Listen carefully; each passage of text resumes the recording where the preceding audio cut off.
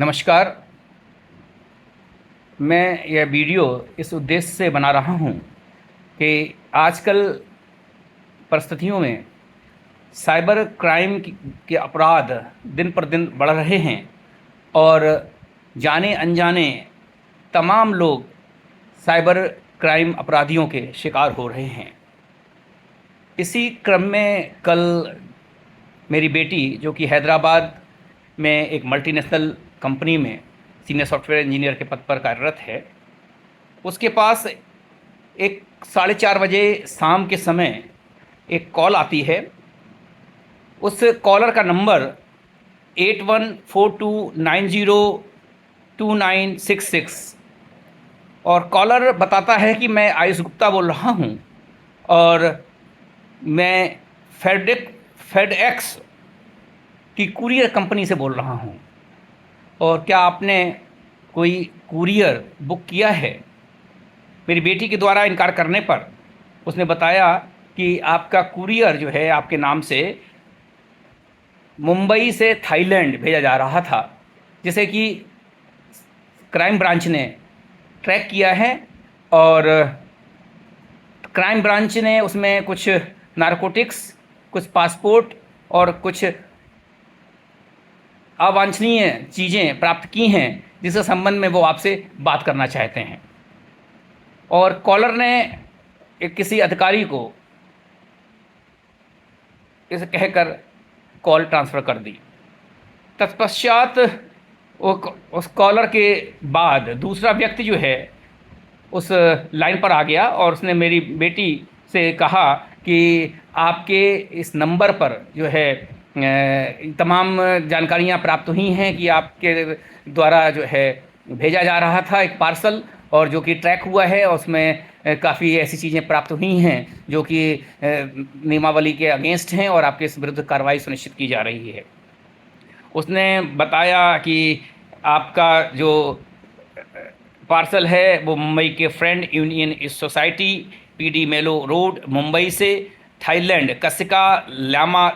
सैमलैम road, चेंगमाई जा रहा था और उस डॉक्यूमेंट नंबर था MUM530678। इस तरह बातें करते करते उसने उसको बेटी को अपने कह सकते हैं कि उसमें ले लिया, उसको कन्विंस कर लिया कि कहीं ना कहीं आपके नाम पर फर्जीवाड़ा हुआ है, और ये कन्विंस कराया कि आपने नहीं किया तो आपके नाम से किसी न किसी ने किया है और जिसकी जानकारी आपसे ली जाएगी और आपको इसकी जवाबदेही आपसे तय होगी।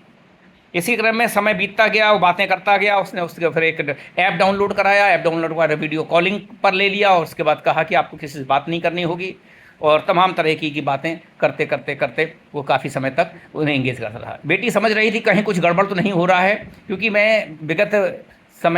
महीनों में मैंने कई बार बच्चों से चर्चा की है कि तरह तरह के फ्रॉड्स होते हैं, इसमें आपको अलर्ट रहना है, सचेत रहना है। दुर्भाग्यवश काफ़ी समय निकल गया, घंटों निकल गए और बेटी इस दुविधा में थी कि करें क्या करें। बात होती रही और वो इनसे जानकारी लेता रहा कि आपके अकाउंट से क्या हैं, आप क्या क्या करती हैं, आपका किस किस बैंक में अकाउंट है, आपके और अकाउंट में ऐसे पैसे तो नहीं गलत तरीके से आ रहे हैं। ये सब करते हुए उसने ये भी कह रखा था आपको किसी से बात नहीं करनी है, किसी से लाइजन नहीं करनी है और लाइन पर ही बने रहना है। संयोग से बेटी का दिमाग उसे सूझा, उसे कुछ कि कहीं कुछ गड़बड़ हो रहा है। उसने उनसे वॉशरूम जाने की इजाज़त मांगी और वॉशरूम जाने तक लाइन कट के बाद उसने इमीडिएट जो है उसकी दूसरे कमरे में उसकी सहेली उसके साथ थी, उससे ऑनलाइन जो है फेडरेक्स जो कुरियर कंपनी थी उसको वहाँ पर कॉल करके कंफर्म करने की बात की कि क्या कोई कुरियर मेरे नाम से है। उसके अलावा इसने गूगल पर सर्च किया कि किस तरह के फ्रॉड तो नहीं हो रहे हैं, और इमीडिएट उसने 1 मिनट के अंदर ही उसको ये समझ में आ गया कि कुछ ना कुछ गड़बड़ है। और इसने फिर इमीडिएट जो है कॉल, उसके बाद उसकी फिर आई, कॉल लिया लेकिन रिस्पॉन्ड नहीं किया इसने प्रॉपरली, और किसी तरीके से जो है इसी समक्रम में 2-2.5 घंटे बीते हैं और वो काफ़ी कह सकते हैं कि प्रेशर में रही, मेंटल प्रेशर में रही। लेकिन थैंक्स टू गॉड कि किसी तरीके से जो है उसने अपने को बचा लिया, और पैसे की जानकारी तो लेते रहे वो, लेकिन किसी भी तरह का वो पैसा पेमेंट करने से वो बच गई। मैं ये बात आप सबसे इसलिए साझा कर रहा हूँ कि इस तरह के क्राइम होते आ रहे हैं काफ़ी समय से और लोग नए नए इसमें रास्ते निकाल रहे हैं। कभी माँ बाप के नाम से, कभी बच्चों के नाम से, कभी कभी बच्चों को कॉल करके उनका मोबाइल स्विच ऑफ कराकर।